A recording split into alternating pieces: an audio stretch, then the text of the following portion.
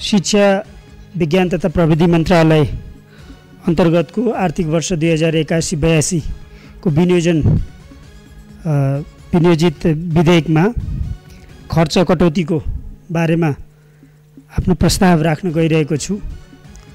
त्योभन्दा अगाडि म एउटा मेरो आफ्नो नीतिगत असहमतिको बारेमा थोरै सभा समक्ष व्याख्या गर्न चाहन्छु। सम्माननीय अध्यक्ष महोदय, संघीय संसद एउटा सम्मानित र सार्वभौम जनताको प्रतिनिधिहरूको संसद एउटा थलो हो। संघीय संसद अन्तर्गत प्रतिनिधि सभा र राष्ट्रिय सभा छन्, यो हामी सबैलाई थाहा भएको विषय हो। तर हामीले के सोच्यौँ, कसरी यो संसदलाई विभेदकारी बनाउने, असम्मानित बनाउने, फरक बनाउने सन्दर्भमा हामीले कसरी यति धेरै सांसदहरूलाई पनि अपमानित हुने गरेर यस्तो व्यवस्था गर्यौँ, मलाई बडो लज्जाबोध भइरहेको छ। सम्माननीय अध्यक्ष महोदय, एउटा सांसदको रूपमा बजेट संसदमा प्रस्तुत भइसकेको छ, प्रतिनिधि सभामा बजेट प्रस्तुत भइसकेको छ, प्रतिनिधि सभाले बजेटलाई पारित गरिसकेको छ। तर फेरि राज्यका गरिब जनताहरूले उठाएको करलाई खर्च गरेर फेरि हामीले राष्ट्रिय सभामा त्यो बजेटका बारेमा छलफल गर्नुपर्ने, जसको तात्विक अर्थ खासै देखिँदैन होला। यो एउटा संसदीय अभ्यासको एउटा प्रक्रिया होला, संसदीय प्रक्रिया होला, काम होला, त्यो ठिक छ। तर राज्यको कर प्रयोग गरेर बिना कुनै उपादेयताको विषयवस्तुमा छलफल गरिनु यो कुनै पनि तरिकाले बुद्धिमत्तापूर्ण छ जस्तो मलाई लाग्दैन। म सम्माननीय अध्यक्ष महोदय मार्फत यस सम्बन्धमा आवश्यक कानुनी प्रबन्ध अथवा आवश्यक समन्वय कम्तीमा संघीय संसदका सम्माननीय अध्यक्ष र सम्माननीय सभामुख बसेर छलफल गरेर कम्तीमा प्रतिनिधि सभामा छलफल भइसके पछाडि राष्ट्रिय सभामा छलफल नहुँदासम्म त पास गर्नलाई रोक्न सकिन्छ होला नि, अथवा सँगसँगै छलफल चलाउन पनि त सकिन्छ होला नि। त्यति पनि नगरिकन एउटा सभाबाट पास गरिसकेर आइसकेको कुरालाई राष्ट्रिय सभामा छलफल गरिनु यो अलिकति नमिल्दो संसदीय अभ्यास भयो कि नमिल्दो संवैधानिक अथवा कानुनी व्यवस्था भयो कि भन्ने सन्दर्भमा म सभाको ध्यानाकर्षण गराउन चाहन्छु। सम्माननीय अध्यक्ष महोदय, यस वर्ष सरकारले प्रस्तुत गरेको शिक्षा विज्ञान तथा प्रविधि मन्त्रालय अन्तर्गतको बजेट शीर्षक नम्बर 21142 पदाधिकारी तथा अन्य सुविधाहरू सम्बन्धमा भएको बजेटलाई घटाएर रु 1 रुपैयाँ कायम गरियोस् भनी म प्रस्ताव गर्न चाहन्छु। यसका नीतिगत मेरा तर्कहरू के छन् भने यस्तै खालको पदाधिकारीहरूलाई दिने अन्य सुविधाहरू, अन्य उपशीर्षकहरू 21-139, 21-142, 21-149 अन्तर्गत पनि विभिन्न अन्य भत्ता तथा अन्य सुविधाहरू शीर्षकमा चाहिँ विनियोजन गरिएको छ।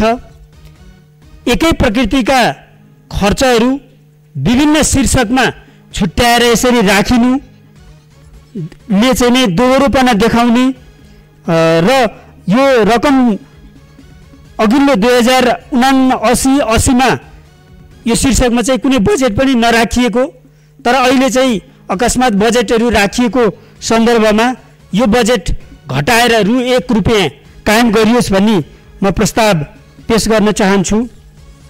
सम्माननीय अध्यक्ष महोदय, म अब शिक्षा विज्ञान तथा प्रविधि मन्त्रालय अन्तर्गत छुटिएको बजेटको सन्दर्भमा र अन्य मन्त्रालयहरूमा छुटिएका बजेटका सन्दर्भमा मेरा आफ्ना केही विश्लेषणहरू पेश गर्न चाहन्छु। सम्माननीय अध्यक्ष महोदय, 18 खर्ब 60 अर्ब 30 करोड 30 लाख रुपियाँको यस वर्षको विनियोजन, यस वर्षको बजेट आइरहँदा शिक्षा विज्ञान तथा प्रविधि मन्त्रालय अन्तर्गत 2 खर्ब 3 अर्ब 74 करोड 49 लाख बराबरको बजेट चाहिँ विनियोजन भएको छ। यो कुल बजेटको 10.95% हुन आउँछ। आर्थिक वर्ष 2077-78 मा शिक्षा मन्त्रालयलाई 11.64% बजेट छुट्याइएको थियो। त्यसै गरिकन आर्थिक वर्ष 2074-75 मा शिक्षा मन्त्रालयलाई, यसै मन्त्रालयलाई 9.91% बजेट विनियोजन गरिएको थियो। अघिल्लो वर्ष मात्रै 2080-81 मा यस मन्त्रालयलाई 11.27% बजेट छुट्याइएको थियो। तर यस वर्ष यो बजेट घटेर 10.95% मा आएको छ। 16 योजनाले शिक्षा क्षेत्रको बजेट कम्तीमा 10% भन्दा माथि राख्ने भन्ने लक्ष्य लिएको छ। तसर्थ नेपाल सरकारलाई म कम्तीमा 10% भन्दा माथि शिक्षा क्षेत्रको बजेट राखियोस् र यसलाई नघटाइयोस् भनेर प्रस्ताव गर्न चाहन्छु। खास गरिकन शिक्षा मन्त्रालय अन्तर्गत छुट्याइएका विनियोजन गरिएका बजेटहरूको सन्दर्भमा एउटा बजेट शीर्षक मेरो अलि चासोमा परेको छ। एउटा बजेट शीर्षकमा चाहिँ शिक्षा मन्त्रालयको बेरुजु फर्स्यौट गर्नका लागि शिक्षा मन्त्रालय अन्तर्गत भएका बेरुजुहरू, जुन वर्षौंदेखि भएका बेरुजुहरू छन्, ती बेरुजुहरू फर्स्यौट गर्नको लागि एउटा शीर्षकमा 30 लाख, त्यसलाई नियमित गर्ने बेरुजी सफ्टवेयर सञ्चालन गर्नको लागि अर्को शीर्षकमा 20 लाख र त्यसै सम्बन्धी अर्को कार्यक्रमहरू गर्नको लागि, गोष्ठीहरू गर्नको लागि 35 लाख बजेट विनियोजन गरिएको छ। मलाई अचम्म लाग्दछ, सरकारले, मन्त्रालयले नियमित रूपमा गर्नुपर्ने कार्य मन्त्रालयले जानेर नजानेर, चाहेर नचाहेर भएका बेरुजुहरू जसलाई मन्त्री र मन्त्रालयका सम्बन्धित अधिकारीहरूले त्यो बेरुजुलाई फर्स्यौट गर्ने नियमित प्रक्रिया हो जस्तो लाग्दछ। तर सरकार चाहिँ नेपाली जनताले तिरेको करबाट गोष्ठी गरेर त्यस्तै कार्यक्रमहरू गरेर बजेट फर्स्यौट गर्ने जुन प्रस्तावहरू लिएर आइएको छ, क्रियाकलापहरू लिएर आइएको छ, यो त्यति मिल्दो छ जस्तो मलाई कति पनि लागेको छैन। तसर्थ म सम्बन्धित मन्त्रीसँग यस कार्यक्रमको बारेमा विस्तृत रूपमा अध्ययन गर्नको लागि म अनुरोध गर्न चाहन्छु।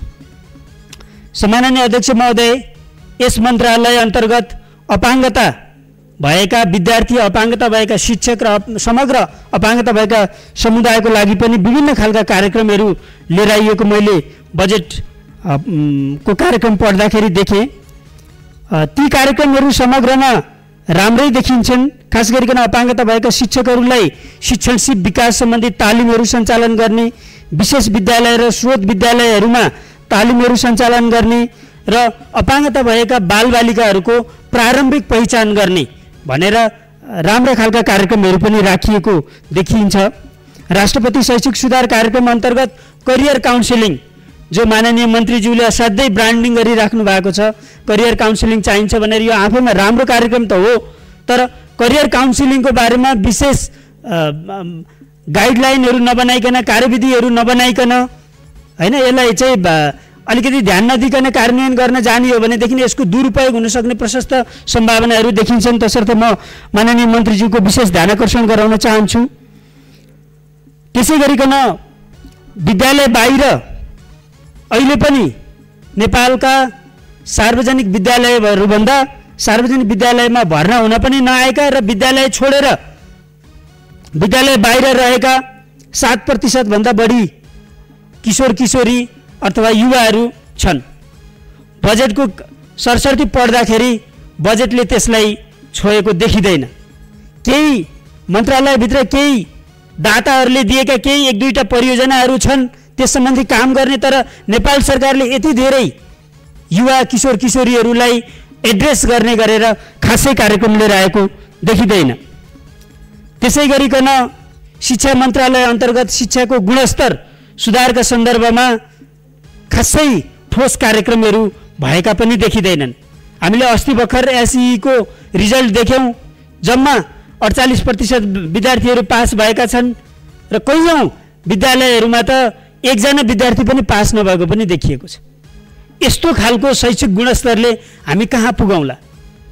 यो सन्दर्भमा पनि म माननीय मन्त्रीज्यूलाई मनन गर्नको लागि अनुरोध गर्न चाहन्छु र समग्रमा मलाई एउटा राम्रो पक्ष चाहिँ के पनि लाग्यो भने माननीय मन्त्रीज्यूलाई राम्रो कुरा पनि भनौँ, यो वर्षको यो शिक्षा मन्त्रालयको बजेट पुस्तक चाहिँ असाध्यै मेहनत गरेर बनाएको देखेँ मैले।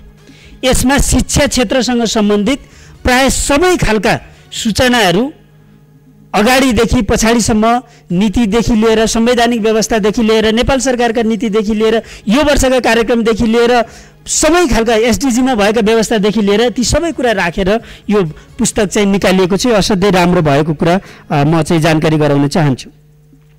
र अन्त्यमा म अपाङ्गता समुदाय र अल्पसङ्ख्यक समुदायको क्षेत्रबाट संसदमा प्रतिनिधित्व गर्ने भएको हुनाले म महिला बालबालिका तथा ज्येष्ठ नागरिक मन्त्रालयको यो दिन नपरेको भए तापनि थोरै म यसमा पनि चाहिँ केही विश्लेषण गर्न चाहन्छु।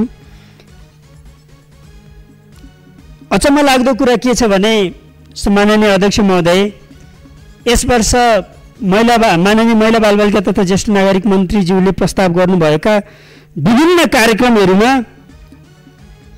कम्तीमा 50,000 रुपियाँसम्मको पनि कार्यक्रम प्रस्तुत गरिएको, सङ्घीय मन्त्रालयबाट प्रस्तुत गरेको कार्यक्रम जम्मा रु 50,000 रुपियाँ पनि प्रस्तुत गरिएको छ। त्योभन्दा पनि रोचक लाग्दो विषय त के छ भने सुनसरी जिल्लामा मात्रै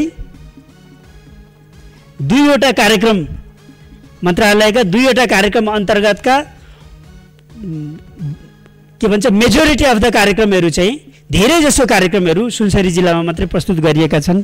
हामीले पहिल्यैदेखि भन्दै आएका के छौँ भने एउटा मन्त्री भनेको यो देशैभरिको मन्त्री हुने हो, देशैभरिलाई प्रतिनिधित्व गर्नुपर्छ। तर अहिलेको परिस्थितिमा चाहिँ यो देशमा सबैभन्दा डराएको, सबैभन्दा अप्ठ्यारो मानेको, सबैभन्दा अलि झर्रा शब्दमा भन्ने हो भने अलि लोभी भएको मन्त्रीहरू नै देखिनु भएको छ, माननीय मन्त्रीहरू नै देखिनु भएको छ।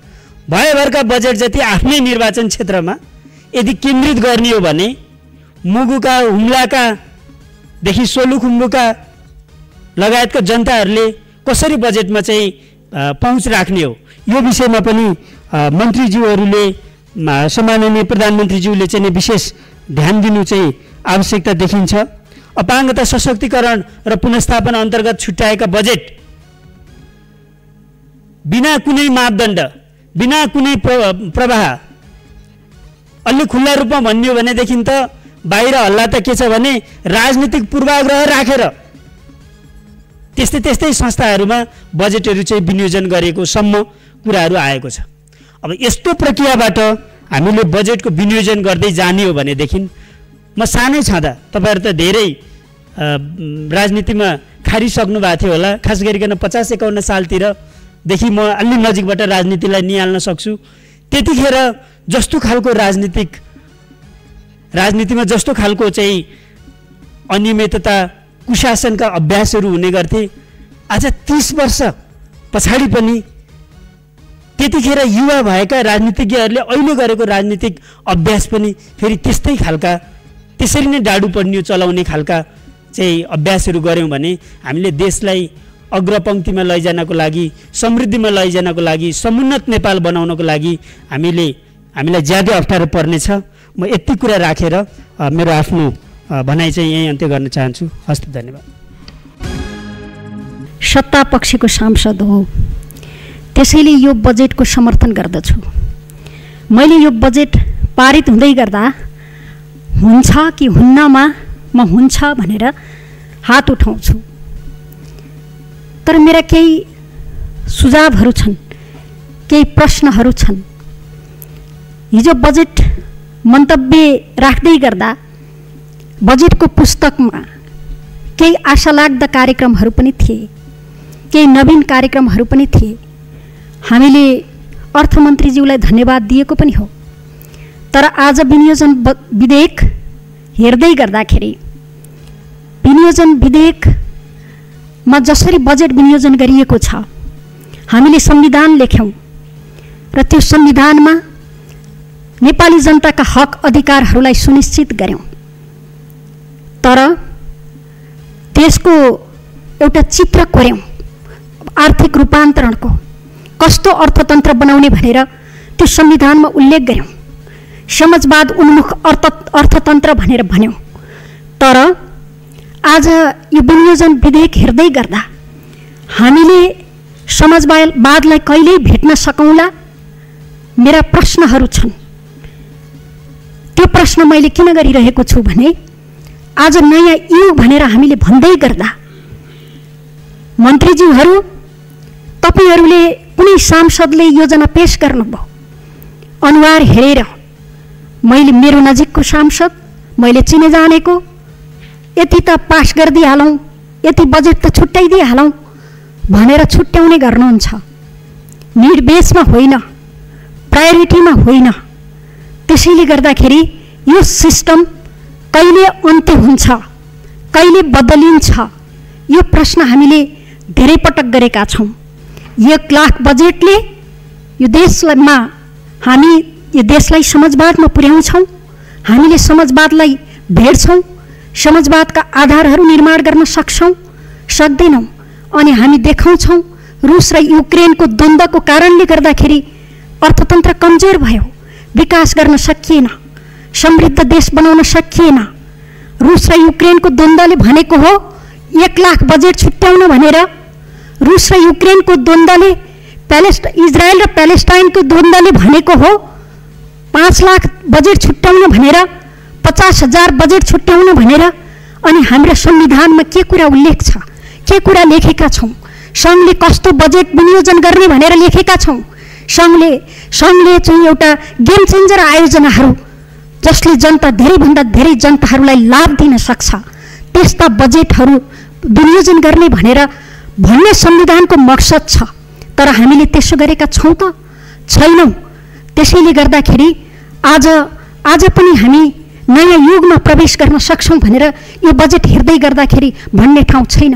र म भन्न चाहन्छु, म सुझाव दिन चाहन्छु, अब एउटा निर्वाचन क्षेत्रमा हामीले त्यस्तो नीति बनाऊँ।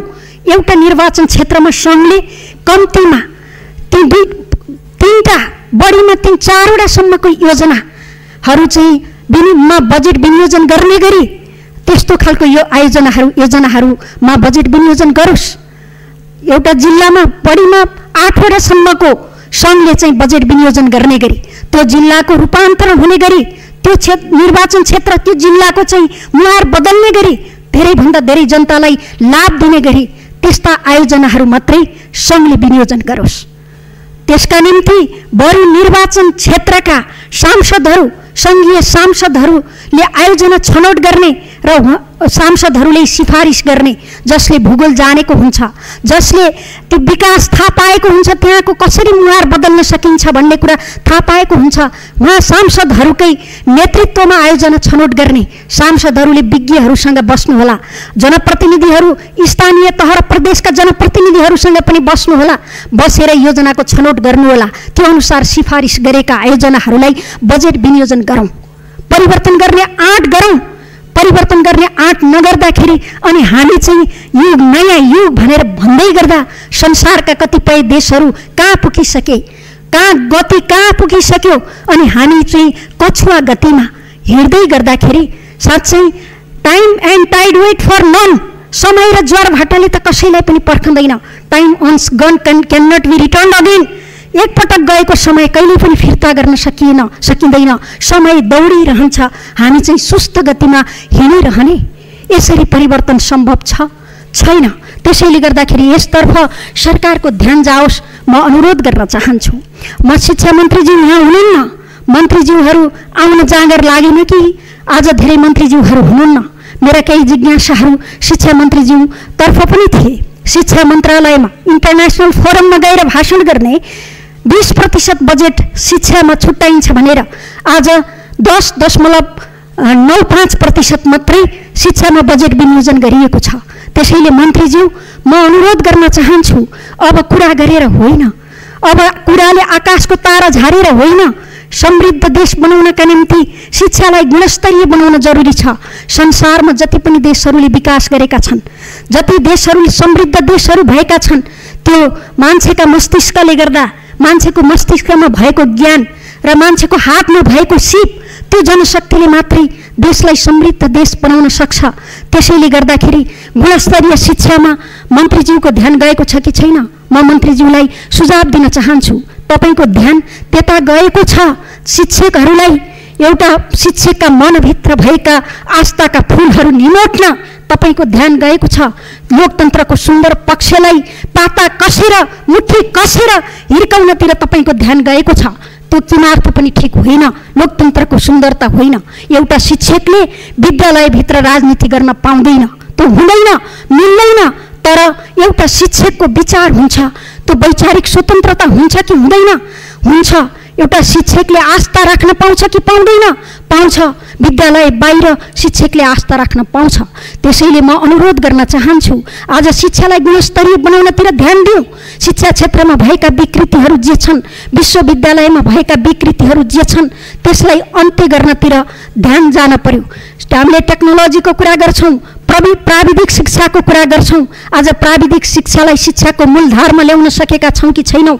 सकेका छैनौँ। त्यसैले गर्दाखेरि हामी संसार प्रविधिमा यहाँ पुग्यो, त्यहाँ पुग्यो भनेर अरू देशका उदाहरणहरू दिने गर्छौँ। त्यसैले अरू देशका उदाहरणहरूबाट सिक्ने हो, अरू देशहरूबाट सिक्ने हो। तर हामी अरू देशका डाटा पेश गरेर, अरू देशका उदाहरण दिएर बौद्धिकता देखाउन चाहन्छौँ। तर अरू देशका उदाहरणहरू दिएर हामी बौद्धिक छौँ भनेर त्यो खालको चाहिँ सो अफ गर्न भन्दा, त्यो बौद्धिकता देखाउन भन्दा हामीले विकास देखाएर जनतालाई गुण लगाउँ। यो कुरातर्फ चाहिँ मन्त्रीज्यूहरूको ध्यान जाओस्, म अनुरोध गर्न चाहन्छु। आज एसई परीक्षाको परिणामको कुरा उठ्यो, अघि पनि मान्यज्यूहरूले उठाइसक्नु भएको छ। एसई परीक्षाको चाहिँ नतिजा हेर्दै गर्दा धेरै चाहिँ एउटा निराशाजनक अवस्था, भोलिका भविष्यका कर्णधारहरू कस्तो हुने भन्ने विषयमा एकदम चिन्ताजनक अवस्था छ। आज 52.14% अनुत्तीर्ण भएका छन् विद्यार्थीहरू। यो किन भएको छ भन्ने विषयमा हामी घोत्लिन जरुरी छ कि छैन? विद्यालयमा भर्ना हुने विद्यार्थीहरूको सङ्ख्या जति छ, आज त्यति नै विद्यार्थीहरू चाहिँ एसई दिँदैनन्। ती विद्यार्थीहरूले छोडिसकेका हुन्छन्, लाखौँ विद्यार्थीहरूले छोडिसकेका हुन्छन्। 5 देखि 12 वर्षसम्मका विद्यार्थीहरू 7,75,000 आज विद्यालयमा जाँदैनन्। त्यो कारण किन हो, त्यसको खोजी गर्न पर्छ कि पर्दैन? त्यसैले म विनम्रतापूर्वक अनुरोध गर्न चाहन्छु, शिक्षा मन्त्रीज्यू, के अरे सहर र गाउँमा हुने शिक्षा फरक, त्यसको अन्त्य गर्नुहोस्। अब शिक्षामा हुने विभेदको अन्त्य गरौँ, दुई खालको शिक्षा नीतिको अन्त्य गरौँ। आज धनी र गरिबले पढ्ने शिक्षा, यसको अन्त्य गरौँ। शिक्षा सबैलाई समान हुनुपर्छ भन्ने मान्यता राखेर अगाडि बढौँ। यो कुरातर्फ म अनुरोध गर्न चाहन्छु। आज यहाँ श्रम मन्त्रीज्यू पनि हुनुहुन्न। श्रम बजारमा हामीले हेरेका छौँ, धेरै के अरे श्रमिकहरू विदेश गएका छन्। डाटा हामीले हेरेका छौँ। श्रम मन्त्रीज्यूले भाषण गर्नुभएको हामीले सुनेका थियौँ। एक दिन श्रम मन्त्रीज्यूले भन्दै हुनुहुन्थ्यो, हामी बाहिरबाट सिकेर आएका, बाहिरबाट ज्ञान प्राप्त गर्नेहरूलाई पनि हामी चाहिँ यहाँ काम लगाउँछौँ, उत्पादनमा काम लगाउँछौँ भनेर भन्नुभएको थियो। त्यो कहिले योजना बन्छ?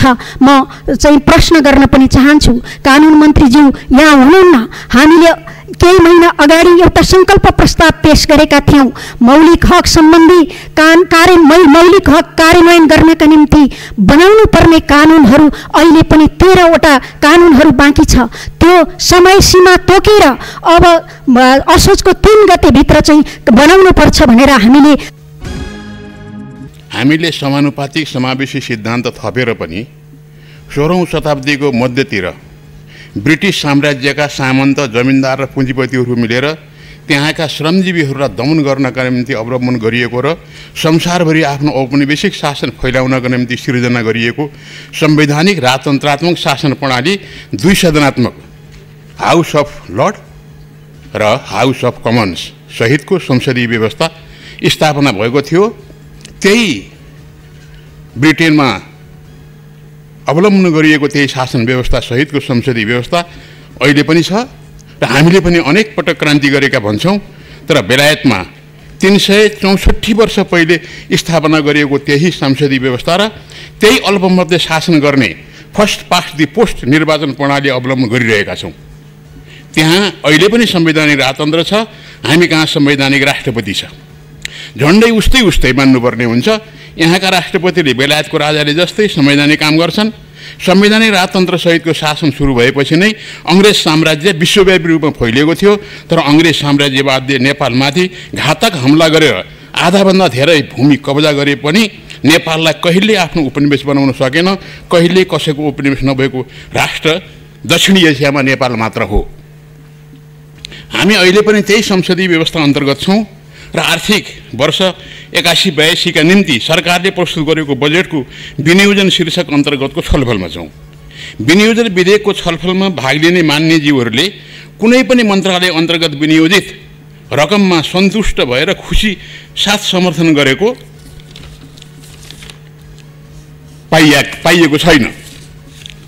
जम्मा रु 18 खर्ब 60 अर्ब 30 करोड बजेट, त्यो पनि अहिलेको कागजमा लेखिएको अङ्कहरूको आधारमा भनिएको हो। साँच्चैकै व्यवहारमा जाँदा कति हुने हो भन्न सकिन्न, किनभने आन्तरिक ऋण, वैदेशिक ऋण, बोलीमा दिएका आश्वासनमा रहेको अनुदानको आधारमा प्रस्तुत गरिएको यो बजेट हो। यही बजेटबाट पहिलेको ब्याज सहितको ऋण पनि तिर्न पर्ने हो।